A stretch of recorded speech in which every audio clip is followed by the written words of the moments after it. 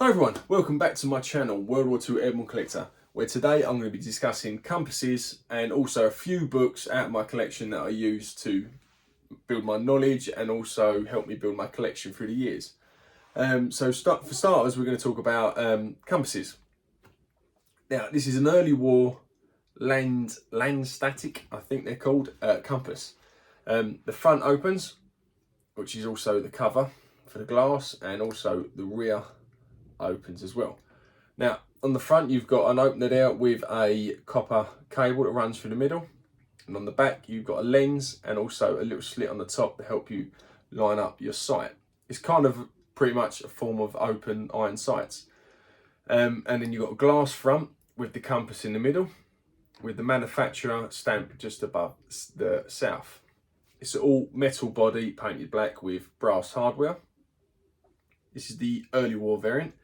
And then the later variant is pretty much exactly the same. The only difference is it has the manufacturer stamp on the front and it is dated as well. This one is February 1945.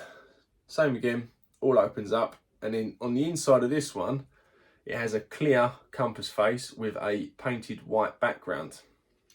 These are the two compasses used throughout the war by the whole of the US Army.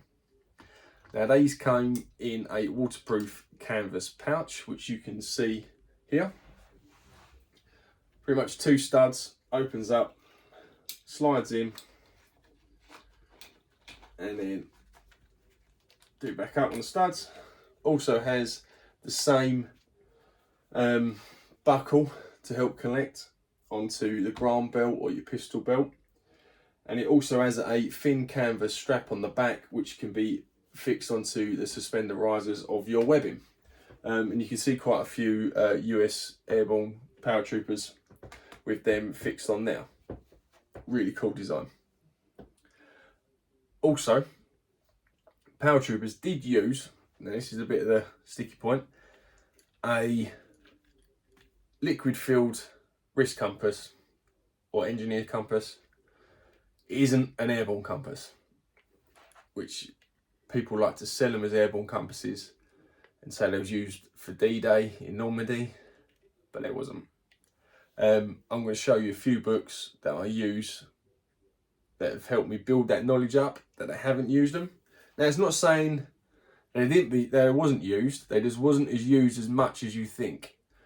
Because if you go to any military show, this isn't a dig or whatever to anyone at all, this is just statement that it was not used for Normandy. There's only one photo of one paratrooper in Normandy with one of these, and it's on his ankle, on his boot.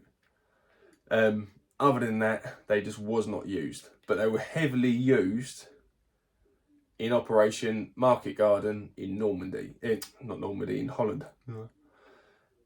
And you can see loads of photos in that in some great books. Now I'm going to show you the books that I use.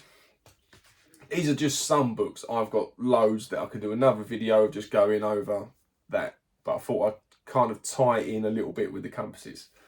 So you've got these books here. They're made by Michel Detrez. He's got a phenomenal collection. He's a co-owner of Dead Man's Corner in Normandy. He owns it with Emil, I can't remember his second name, and if I did say it, I'd say it completely wrong. And he writes a few books with him as well. But these two here are by Michel Detrez, American Warrior and The Point of No Return.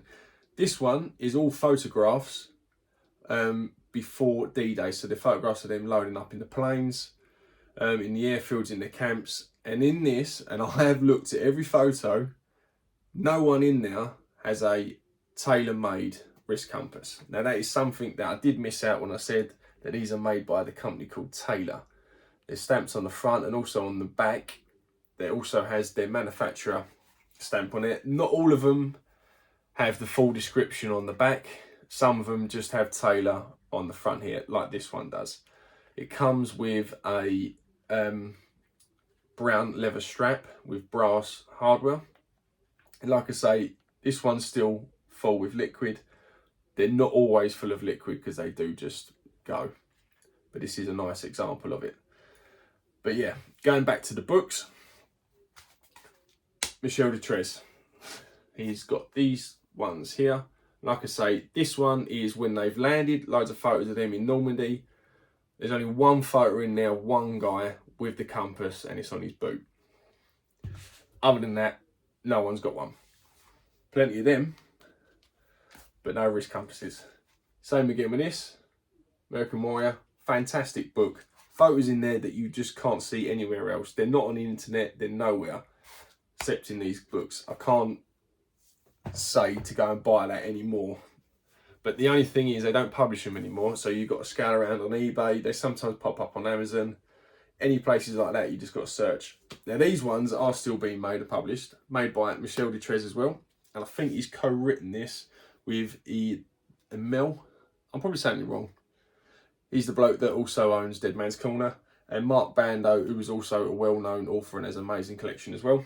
Now these are photos of him in Carentan, of the paratroopers in Carentan. And once again, you just can't see any tailor-made wrist compasses, the engineer ones. And then the one that comes before this one is this one, written by the same people again. Now this is photographs of all the men before the jump into D-Day. None of them in this book, and once again, I can't stress as much as how many times I look at these photographs to find out other evidence of how they wear their webbing equipment, all different variants of stuff. They're all in these books. You just need to sit down there and look at the photos and study them. And this is how rock and roll my life sometimes gets in the evenings. But when you look at books that are fixated on Holland, Market Garden, you can see a lot of the wrist compasses in now. Now, orange, massive book, orange colour of the day. Loads of photos in there. And you can see quite a lot of the tailor-made compasses in there. Now this one is photographs of them in Holland. And the one that goes with this is another hardback book. In this one, these are all the photos of them loading up to get into the planes to go over there. Now these are obviously over here in England, in the camps and on the airfields. And once again, in here, I think a couple of pages in, if I try and find it and show you, it'll probably go horribly wrong. You can actually see them being taught how to use the tailor-made water liquid filled compasses, which are these. They're all standing in a circle and some are sitting in a circle. You've got the officer in the middle and they're all holding these and he's telling them how to use it. Now there's none of that exists in any of the books and any of the photos that I've seen for Normandy. They just wasn't issued them. And there's, like I say, there's just the one photo, and he's quite a famous guy. There's a few books about him. You might even know, I'm not going to say the name, because I can't quite remember it, and I'll probably pronounce it wrong and everyone will jump on me. But yeah, he had it on his ankle. And there's also a particular shop, that I won't go into, sells it as Airborne wrist compass, and uses that photo to sort of prove it, but there's only that one guy that uses it. So if you're doing an impression of him, then yeah, great. Bang it on your ankle. Bang it on your ankle. Looks great. Other than that, they just didn't have them. It's not saying that none of them had them, but I could pretty much say 98% of paratroopers that jumped into Normandy did not have a wrist compass. But in Holland, for Market Garden, they did. And there's quite a lot of photographic evidence that states that. Other than that, that's, yeah. So hopefully this video has been a little bit helpful. And this is just my opinion. Like, you can totally disagree with me and I don't care. But this is just what I've seen and the photos that I've seen. And the evidence that's in front of me that I can say that they didn't use them in Normandy, except for the one guy. But they did use them in Market Garden. Other than that, if you want to do a Normandy impression, you're better off getting yourself one of these. And they're also probably a lot cheaper than one of these. hopefully you found this interesting. Yeah, if you like it, give us a thumbs up. Please give us a subscribe. Thank you guys.